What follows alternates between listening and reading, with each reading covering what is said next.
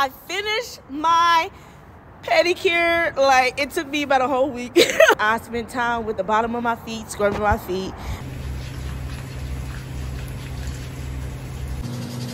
Finally had took the old polish that was chipping off my toenails. And then like this morning I did the cuticle work and everything like that.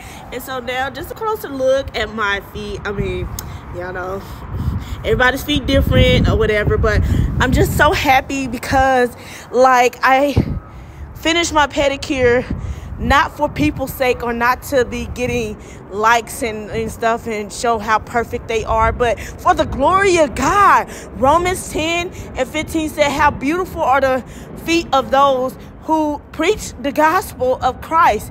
And preaching is simply sharing good tidings, just being obedient to the call of God and accomplish his will, and sharing the good news that God is good and he died to save us and give us salvation and to deliver us so that we can overcome and spread the good word. Amen.